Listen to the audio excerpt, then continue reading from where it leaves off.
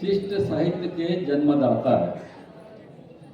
जैसे आज हम चला था, मैं दुर्ग से आया हूँ रायपुर तक, तो पूरा रास्ता में आप मन बात नहीं करो तो थोड़ा सा मौला भी बोले मैं अच्छा लगी, ऐसे लगे कि मैं खड़े हो तो खड़े हो के मतलब है ना। शुरुआत में करा तो मोर बात मोर से अच्छा वक्ता बनाई। तो दुर्ग से जब मैं रायपुर आया था तो एक 4 लेन दिखा थे, बढ़िया चमचमाता रोड, थोड़ा बहुत खराबी तो आ गए लेकिन 4 लेन है। पहली एक गांव से दूसर गांव जाए पर लोग मन खोजें कि भाई ये गांव से आसपास में कौन सा गांव है, कैसे जाना चाहिए। तो कांटा खूटी ला हटा के मन आना जाना चालू करे तो पता चले कि नहीं पास में फलाना भी गांव है। तो आवत जावत में जो रास्ता बन गए, पैडगरी बन गए, वही पैडगरी हमार लोक साहित्य है, वही पैडगरी हमार लोक साहित्य है। और जब वो रास्ता के पता चल गए कि कौन दिशा में कतनी दूर जाना है, तब ओकर ऊपर मुरुम बिछा के और डामर रोड बना के ये 4 लेन और 6 लेन बने। तो हमला ये चीज नहीं भूलना चाहिए कि आज के जो साहित्य है वो पहले तो बहुत आगे बढ़ गए हैं, आगे बढ़े हैं, इसमें दो मत नहीं है, लेकिन एला आगे बढ़ाए के पीछे वही पैडगरी, वही दिशा निर्देशक आए। इसमें लोक साहित्य के जो विधा मन होते हैं, अगर थोड़ा शुरुआत मूला दे देंगे तो मैं थोड़ा सा संक्षेप परिचय दे देता हूँ कि इसमें आते लोकगीत, आते लोक नृत्य, लोक गाथा, लोक कथा, लोक नाट्य और लोकोक्ति। लोकोक्ति में 3 चीज शामिल होते, कहावत और जनौला और मुहावरा। बाकी लोकगीत और लोक नृत्य जो है का संबंध आपस में चोली दामन के संबंध है। जहाँ लोक नृत्य होगी तो लोकगीत जरूर रही, और जहाँ लोकगीत है उधर प्रस्तुति व लोक नृत्य भी जरूरी है। दोनों के आपस में तालमेल ऐसे है, संबंध ऐसे है कि एक के बिना दूसरा अधूरा है। लेकिन कुछ लोक नृत्य ऐसे है जिनमें वाद्य यंत्र की जरूरत नहीं पड़े।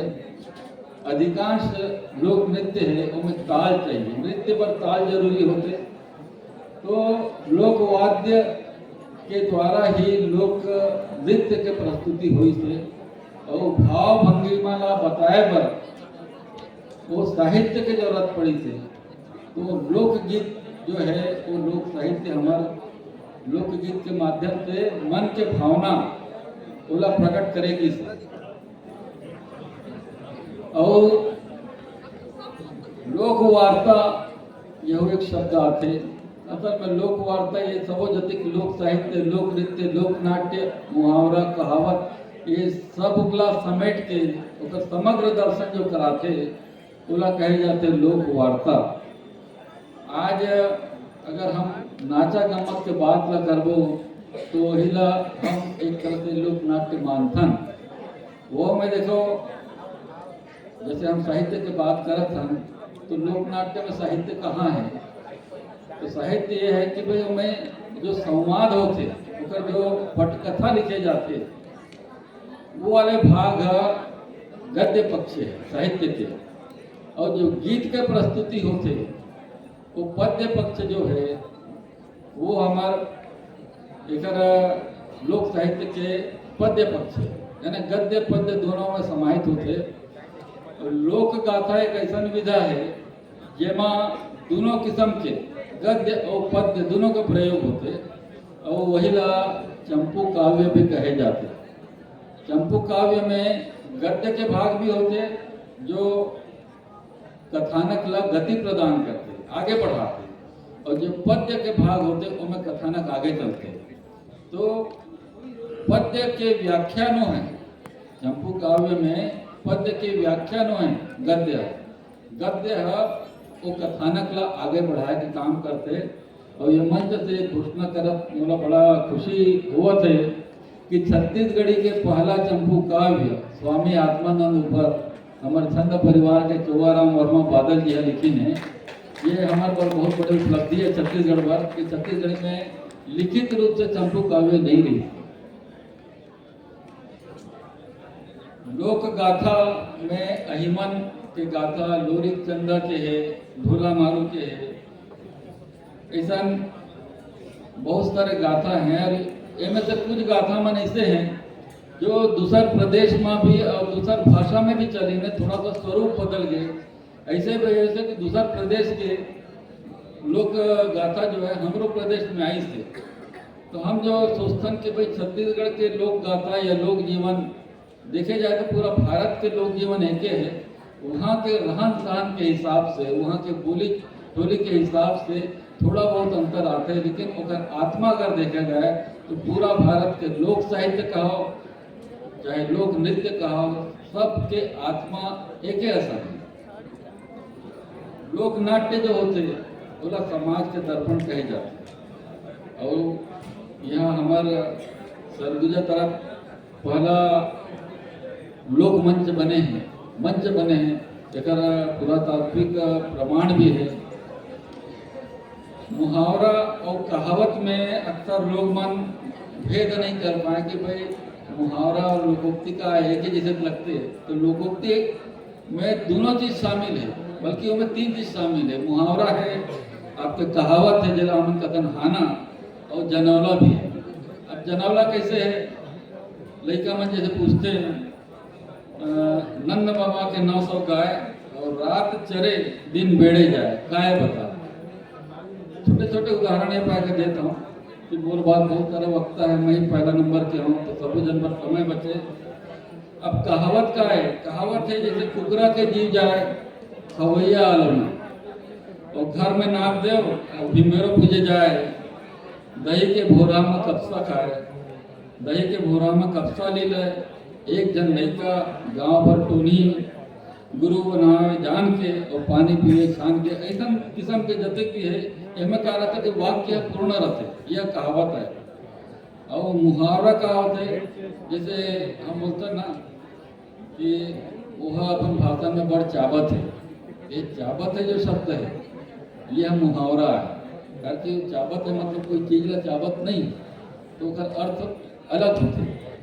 और ककरो काम में टांग झन अड़ाओ, ये टांग अड़ाना जो है ये हम मुहावरा है। और नशा पानी में अपन घर ला फूंक डाली, तो ये घर फूंकना मुहावरा है। तो मुहावरा और कहावत में अंतर होना चाहिए।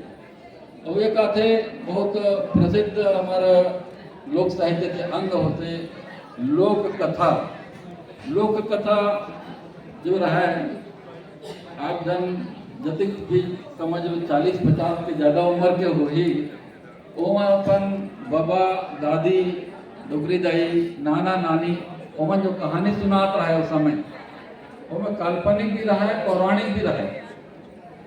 तो ऐसा कहानी सुनाए के पीछे, लोक कथा के पीछे उद्देश्य रहा है कि नवा पीढ़ी ला कुछ नवा संदेश दे जाए, ओला संस्कारित करे जाए। जैसे मुसवा के और बधवा के एक कहानी है, वो पत्ता और ढेला की कहानी है, ये मन हमारे छत्तीसगढ़ के लोक कथा हैं। मैं सोचता हूँ कि आज हमन जो शिष्ट साहित्य के ऊपर गर्व गुमान करत हैं, हमरा भूलना नहीं चाहिए कि हमार आगे बढ़े के पीछे अगर कोनो है वो है हमार लोक साहित्य है। जैसे पुरखा मन के आज मैं लिखत चित्र मन लिखत है, ये सबो हमार शिष्ट साहित्य वाला मन है, लेकिन एकर मन के रचना मन लोक में अति रच बस गए है कि ओला कहीं ना कहीं से हम लोक साहित्य के बराबर मान सकते हैं। एक परिभाषा दिए जाते लोक गीत के बारे में कि ऐसा गीत जेकर लेखक के अता पता नहीं है, रचनाकार के अता पता नहीं है और रचना काल के अता पता नहीं है, ओला लोकगीत कहते हैं।